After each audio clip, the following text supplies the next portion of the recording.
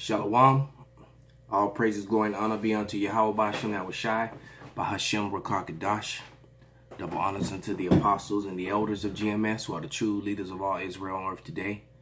And salutations to all my fellow laborers, the Akim, the confusion of face Akim, the Akwaf that are listening and learning, the hopeful elect. To you I say Shalom.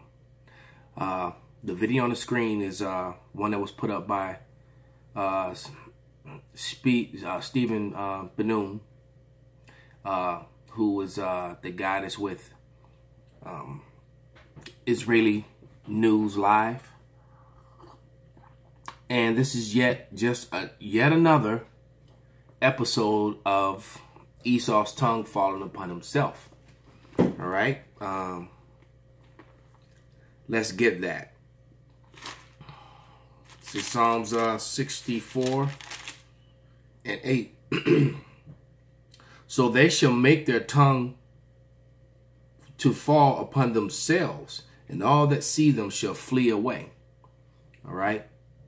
And in my Bible, the precept to that is Isaiah 31 and 11 is actually written in there, which is basically says that, you know, when you dealt treacherously, when you cease to deal treacherously, they would deal treacherously with thee. So Esau Edom is about to be dealt treacherously with by his own people and by the Most High Power himself, Yahweh Ba'Shem Yahushai.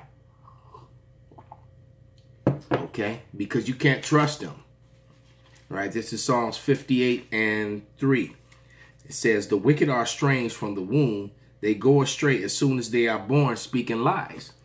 So the so-called white man who is Esau Edom, his lies is full of, his tongue is full of lies and deceit.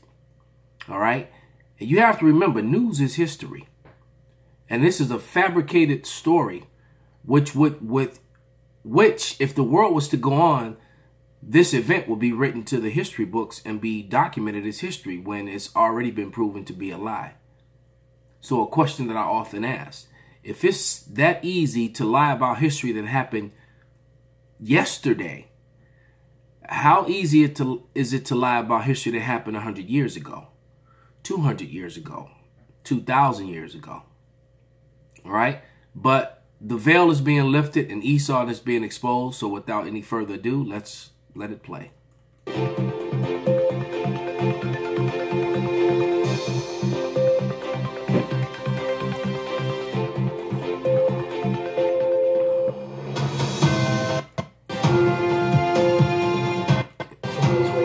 Let's get through his little, there we go. Their proof that they have the evidence that there was indeed a chemical weapons attacks carried out by the Assad regime.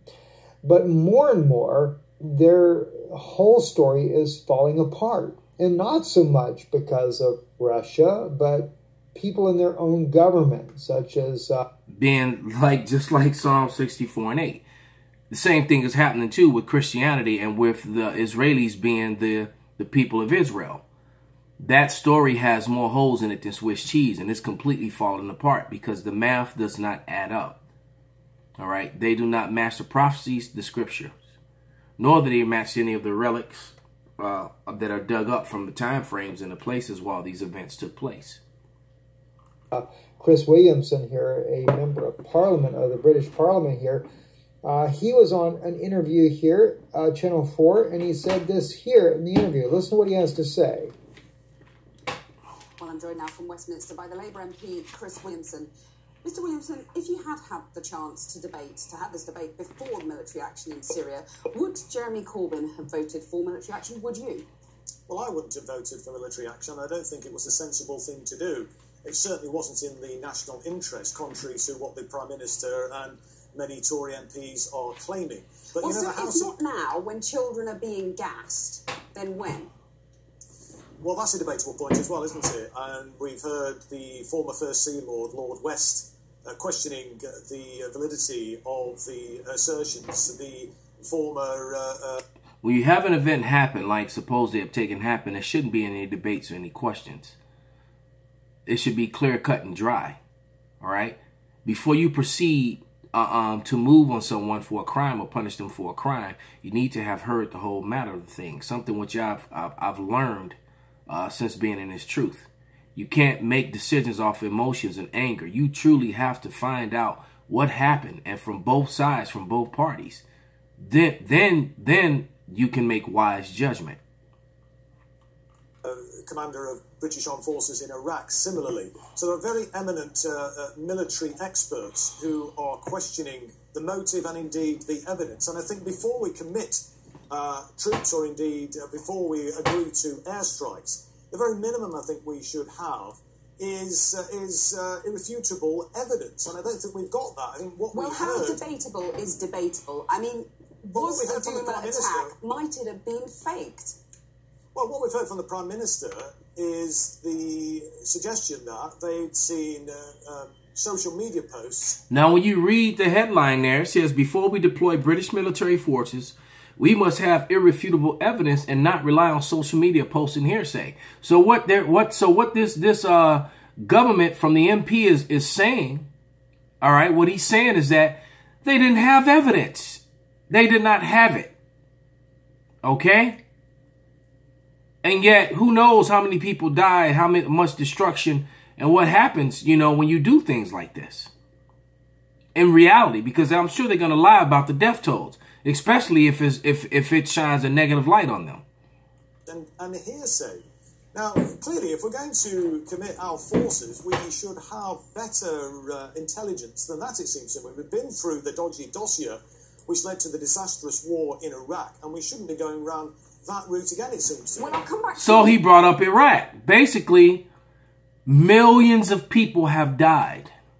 Millions of people have been displaced by Esau Edom, all over lies, and they don't even acknowledge it or talk about it like as if it isn't even relevant. If that has not led you up to this day, you're in a place where you don't belong. All right? Where you do not belong. All based upon lies. That alone should have already sparked the whole world against them. But it wasn't time yet. But it sure is happening now.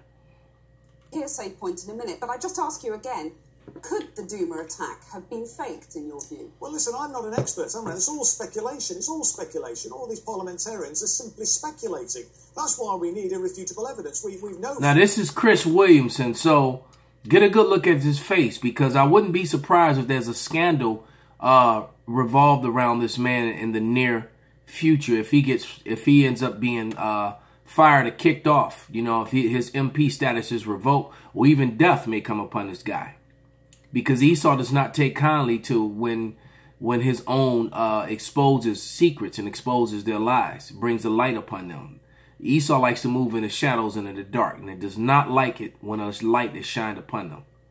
From Robert Fisk, a investigative journalist who's on the ground in Duma, he's spoken to doctors, he's spoken to people actually living there, and they're actually questioning whether indeed a gas attack took place. Clearly, the use of chemical weapons are absolutely appalling. And the whole war situation in Syria. I mean, this interview here is just incredible. You might want to take your time and go back and listen to the entire thing. We played 2 minutes and 8 seconds of this video, of this interview, which is a 6.11 minute video. Now let's fast forward to when the family pretty much admits that this was a staged event, because that's the name of the video. An 11-year-old boy participated in staged event, means a false event. Just like, so it's fake news. Like so many other events that take place here in America. The Boston bombing, you know, the thing that happened at the school. 9/11 itself, staged events. Well, sometimes people really die. But you have crisis actors. Every time you have these events happen, if you go to Craigslist, you'll see the advertisements for a certain number of crisis actors to be in a certain area and how much they're paying you. And that whole sort of thing. The shooting out in Vegas. All right. And then that one video that shows 4 different events, and the same woman is at every damn event, man. All right. You had some of the same officers that were responding at Sandy Hook were also seen in the same guys were in the school shooting thing. Okay. This man is just a murderous, liar. And through peace, he destroys many. 11-year-old victim of Syria chemical attack and his family say they were asked to play along with White Helmet's videos. Say they did it for food. Wow. In studio as well as in the field quite often. He said an 11-year-old victim of Syrian chemical attack and his family say they were asked to play along in White Helmet's video. Say they did it for food. Well, we already know, we've already heard all kinds of stories about how these people have suffered so dramatically as a result. So the picture on the bottom is showing you that, this is the same young man. The same young man in the above pretending like he was been chemically attacked, getting sprayed with water. Here's a picture with him with, I would assume his father. The one to the over his left shoulder looks like it could be his dad. Maybe the other one is his uncle or another family relative. But if I put the arrow on that guy there, he looks like this guy here. I'm going to assume that this guy is his father. All right. Result of that, of the food being hoarded by the jihadists that were operating in those areas. That's including the White Helmets. Now you can notice here, I'll bring the mouse here. Here's his 11-year-old son right here. And of course, here is that 11-year-old boy right here in the hospital. Those famous video clips that we were seeing coming out of. And that wasn't that long ago, man. Shouldn't they have some like burns or rashes or still be sickly or something like that? Kid looks absolutely healthy to me, man. All right. Like nothing happened. So, let's get some scriptures and wrap this thing up. This is Exodus 34:7. It said, keeping mercy for thousands, forgiving iniquity and transgressions and sin, that will by no means clear the guilty, visiting the iniquity of the fathers upon the children and upon the children's children unto the third and fourth generation. You're not going to get away with it, man. And reasons why it's saying the third and fourth generations is because we are our forefathers. All right. Your spirit returns to the earth every third and fourth generation. Yes, reincarnation is in the Bible. If you don't believe that, then you're just clearly stupid and you don't know the scriptures. Or you're ignorant, I should say. You're ignorant of the fact, or you're just in denial of the truth. There's one or the other. Okay? But it's clearly in the Bible. Over and over again. All right? Let's go to the book of Isaiah, the 14th chapter. And I'm going to read, start at verse 11. It says, thy pomp is brought down to the grave, and the noise of the voiles. The worm is spread under thee, and the worms cover thee. So you basically, Esau, your pompous, arrogant attitude and way is being put into the grave, man. All right. It says, how art thou fallen from heaven, O Lucifer, son of the morning? All right. How art thou cut down to the ground, which did weakenest the nation? And Lucifer just means illuminated one. You always hear these people talking about the Illuminati. All right. And that means that they're enlightened. They have the knowledge. And they do have the knowledge. The knowledge is of darkness. And now they're exposed. All right. And so they're being brought down to the ground. And their philosophies and their ways have weakened the nations. This is why the nations are in rebellion against them. All right. For thou hast said in thy heart, I will ascend into the heavens. I will exalt my throne above the stars. I will sit upon the mount of the congregations in the sides of the north. And they do. They rule the whole world for North America, man. Because America rules over NATO. It's the head of NATO. Yet you shall be brought down to hell, to the sides of the pit. And they that see thee shall narrowly look upon thee, and saying, is this the man? Notice it said, is this the man? Lucifer is a man, the illuminated people, the race, the Edomites. And they that see thee shall narrowly look upon thee and consider, saying, is this the man that made the earth to tremble and did shake kingdoms? So Lucifer is fallen. Lucifer is the subject matter here. And Lucifer is a man. Thus saith the scripture. And they're being brought down. Jump into verse 21. Prepare slaughter for his children for the iniquities of their fathers, that they do not rise up, nor possess the land, nor fill the face of the world with cities. For I will rise up against them, saith Yahweh of hosts, and cut off from Babylon the name and remnant of son and nephew, saith Yahweh. He's going to completely cut the Edomite race off, man, which proves that they haven't been destroyed yet, as they're trying to say now. So you got these, the Egyptian versus the Egyptian, the house divided. These Edomites are fighting among each other because some are saying that the Edomites can be saved. And then you got another group saying that they've already been done away with, even though there's no relics, no history, no time or date or place where it happened. And you mean to tell me with all the stories in the Bible, you'd have a story where a whole race of people were annihilated and wiped out by the sword and by destruction, and there would be not one movie, not one story, not one book, not one relic of that battle, of that event? Yeah. All right. This is Sirach 41, starting at verse 6, and it reads, the children of sinners are abominable children, and they that are conversant in the dwelling of the ungodly. So you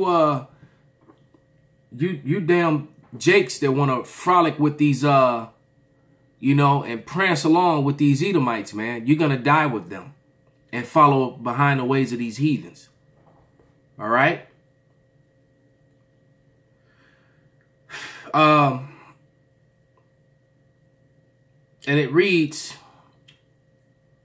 the inheritance of sinners shall perish, and their posterity shall be a perpetual reproach. And the children will complain of an ungodly father, because they shall be a reproach for his sake. And this is why they're so mad, these Edomites. First thing they do when you point out the fact that the Edomites are the responsible for slavery. Well, I would never do that, and my family didn't own slaves. No, but you and your family benefited from the action, and you prospered as a result of it, and you gave nothing back. Okay? It says, woe, and Yahweh, the Lord, deals with whole nations of people. That's how it happened, because every Israelite didn't break the laws. Every Israelite didn't turn their back on their ways. But all Israelites suffered and were punished for it. Same thing's going to happen with you Edomites, man. That's the way the Lord deals. Take it up with him. Woe be unto you, ungodly man, which have forsaken the law of the Most High Power. For if you increase, it shall be to your destruction. And if ye be born, ye shall be born to a curse. And if you die, a curse shall be your portion, man. So it's a wrap. It's a wrap. The end is near. And that's it. For it is written. All praise, glory, and honor be unto Yahweh by Shem Shai and Abba Babal.